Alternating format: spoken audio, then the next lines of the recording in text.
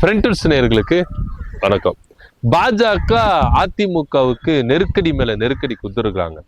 என்னதான் நான் போய் டெல்லியில போயிட்டு அமித்ஷாவை சந்தித்துட்டு வந்தாலும் இங்க சுமூகமா தான் போகும் அப்படின்னு நினைச்சா அதெல்லாம் நடக்காது தம்பி, இங்க வந்து நாங்க வைக்கிறது தான் அப்படின்ற ரேஞ்சுக்கு பாஜக அதிமுகவை கடுமையான ஒரு நெருக்கடியில கொண்டு போய் விட்டுருக்காங்க. என்ன இப்ப புது விவகாரம்? ஏன்னா தொகுதி பங்கீடு அப்படின்ற ஒரு விவகாரம் போது அதிகப்படியான தொகுதிகளை கேட்டாங்க. கிட்டத்தட்ட 54 தொகுதி கிட்ட பாஜகவுக்கு வேணும் அதிமுகவுக்கு அப்படின்னு ஒரு கோரிக்கை வைக்கப்பட்டது. கடந்த தேர்தலில் 20 தொகுதி தான் கொடுத்தாங்க.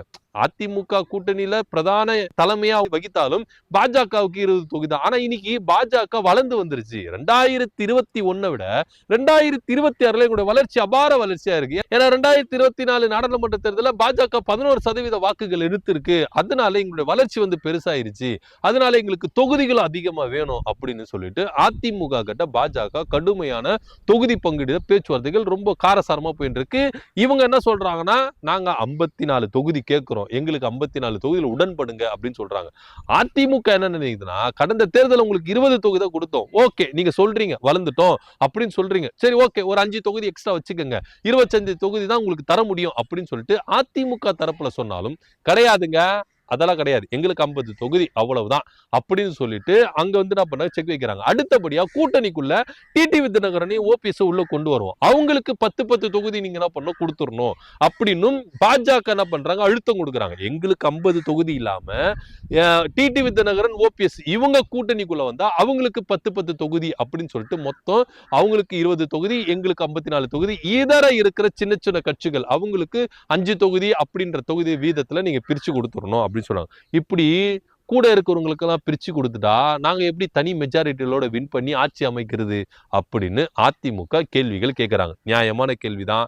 ஆனா இங்க பாஜகவுடைய அஜெண்டாவே அவங்களுடைய பெரிய திட்டமே என்ன, நீங்க மெஜாரிட்டியில வின் பண்ணக்கூடாது, ஏன்னா கூட்டணி ஆட்சி தான் இங்க எங்களுக்கு அஜெண்டாவே. அப்படி இருக்கும்போது நீங்க மெஜாரிட்டியில வின் பண்ணிட்டா நாங்க இங்க எப்படி கூட்டணி ஆட்சி நாங்க இம்ப்ளிமெண்ட் பண்றது அப்படின்னு பாஜக ஒரு பக்கம் என்ன பண்றாங்க கேட்கறாங்க. அவங்க சைடு கேட்கறது நியாயம் தான்.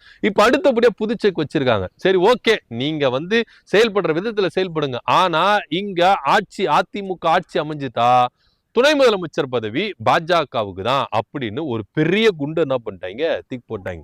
இப்ப எடப்பாடி பழனிசாமி என்ன பண்றது ஏது பண்றதுன்னு தெரியாம விழிப்பிதிங்கி நிக்கிறாரு. ஏன்னா வேற வழி கிடையாது, பாஜக என்ன சொல்லுதோ அதை செஞ்சுதான் ஆகணும். ஏன்னா இவருக்கு பாஜக விட்டா வழி இல்லை, பாஜகவுக்கு அதிமுக விட்டா வேற வழி கிடையாது. ஏன்னா பாஜக அப்படின்றது வந்து தமிழ்நாட்டுல காலூன்றி நிக்க முடியுமா, தனித்து பெரும்பான்மையோட வர முடியுமா அப்படின்னா நடக்கவே நடக்காது. தலை கீழே நின்று தண்ணி குடிச்சாலும் நடக்கவே நடக்காது. ஆனா இவங்களுக்கு ஒரு சரியான பிளாட்ஃபார்ம் யாரு அப்படின்னு பாத்தீங்கன்னா அதிமுக தான். அதிமுக அப்படின்ற ஒரு கட்சியோட நாங்க கூட சேர்ந்து வந்துட்டா இந்த பூ கூட சேர்ந்து நாரும் மணக்கும் அப்படின்னு வாங்கல, அந்த மாதிரி அதிமுகவோட பாஜக ஒட்டி நின்னாதான் அதிமுக வளர்ந்துருச்சு அப்படின்னு சொல்லலாம். இப்ப 2024 பாஜக 11% வாங்குச்சு. ஏன் வாங்குச்சு, எப்படி வாங்குச்சு?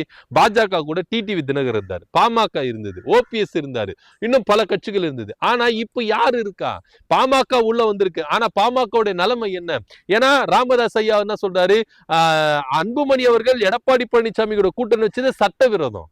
தேர்தல் ஆணையத்துல போயிட்டு என்ன பண்றாங்க, கம்ப்ளைண்ட் கொடுத்திருக்காங்க.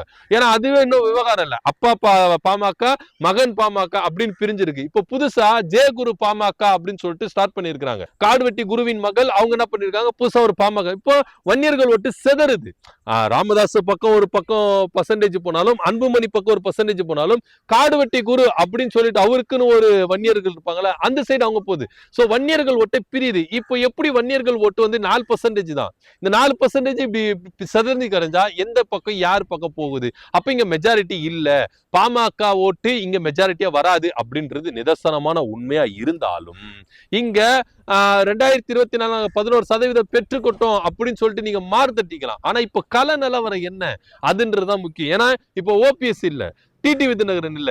ஏன்னா இவங்களுடைய வாக்கு தென் மாவட்டங்கள்ல ரொம்ப முக்கியமான வாக்கு. ஏன்னா முக்குலத்தோர் வாக்குகளை வைத்து கொண்டுதான் அதிமுகவும் சரி இங்க பாஜக சரி பல பிளான்களை போட்டு இருந்தாங்க. இப்ப கூட்டணிக்குள்ளேயே இவங்க இல்ல.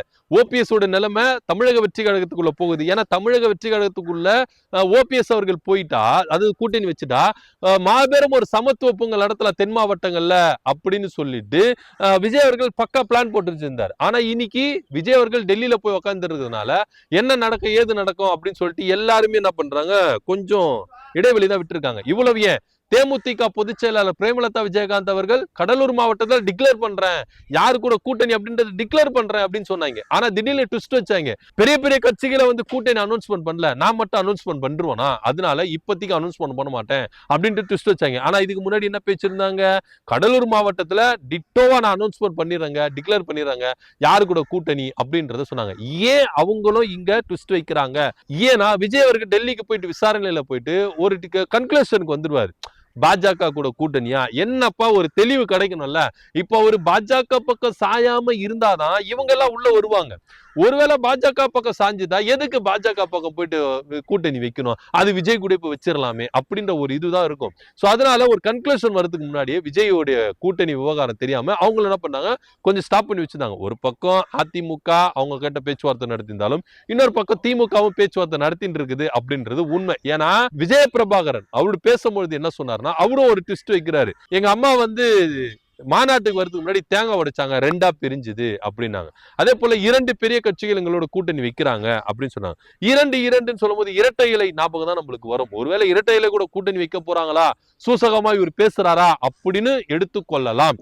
ஆனா இருந்தாலும் முடிவு அப்படின்றது பிரேமலதா விஜயகாந்த் அவர்கள் அனௌன்ஸ்மெண்ட் பண்ணாதான் எல்லாருமே எதிர்பார்த்தாங்க. ஆனா அவங்களால கொடுக்க முடியல. சோ இப்படியா இருக்கும் பொழுது அதிமுகவுக்கும் ஒரு ஸ்டாண்டர்டான ஒரு முடிவுக்கு தெரியல, பாஜகவுக்கும் ஒரு ஸ்டாண்டர்டான முடிவு தெரியல. இப்படியா இருக்கும் பொழுதுதான் பாஜக அதிகப்படியா சீட்டுகளை கேட்கறது மாத்திரம் இல்லாம எங்களுக்கு துணை முதலமைச்சர் பதவி வேணும் அப்படின்னு சொல்லிட்டு நெருக்கடி கொடுக்கறாங்க. இந்த நெருக்கடி, பாஜக கொடுக்கிற நெருக்கடி அதிமுகவை கொஞ்சம் கதிகலங்க தான் வச்சிருக்கு. எடப்பாடி பழனிசாமி செய்வது அறிவது என்னது தெரியாமல் தவித்துக் கொண்டிருக்கிறார். ஏன்னா கூட இருக்கிறவங்களையே சமாளிக்க முடியல. ஏன்னா இப்போ சீட்டு யாருக்கு யாரு கொடுக்க போறாங்க, எந்தெந்த தொகுதி யாருக்கு ஒதுக்க போறாங்க அப்படின்ற ஒரு பெரும் எதிர்பார்ப்பு அதிமுகக்குள்ள ஒரு கலகத்தை தான் ஏற்படுத்தியிருக்கு. ஒருவேளை எனக்கு இந்த தொகுதி கொடுக்கலையா, விடுங்க நான் தமிழக வெற்றி கழகத்துக்கு போயிடுறேன், விடுங்க நான் ஓபிஎஸ்க்கு பக்கம் போயிடுறேன், விடுங்க நான் டிஎம்கே பக்கம் போயிடுறேன் அப்படின்னு சொல்லிட்டு ஒவ்வொரு என்ன பண்றாங்க, மிரட்டிட்டு இருக்காங்க.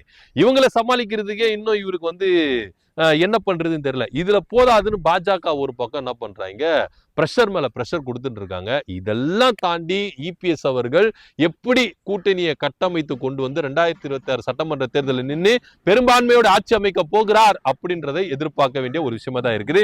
என்ன நடக்குது அப்படின்ற பொறுத்திருந்து பார்க்கலாம். பாஜக எங்களுக்கு 54 தொகுதி மாத்திரம் இல்லாம துணை முதலமைச்சர் பதவி வேணும் அப்படின்னு சொல்லிட்டு எடப்பாடி பழனிசாமி கிட்ட கேட்டிருக்காங்க. இது எடப்பாடி பழனிசாமியை கொஞ்சம் சோர்வடைந்தது இருக்கு. இதை பத்தியோட கருத்து அப்படின்ற கீழே கமெண்ட் பண்ணுங்க. நன்றி, வணக்கம்.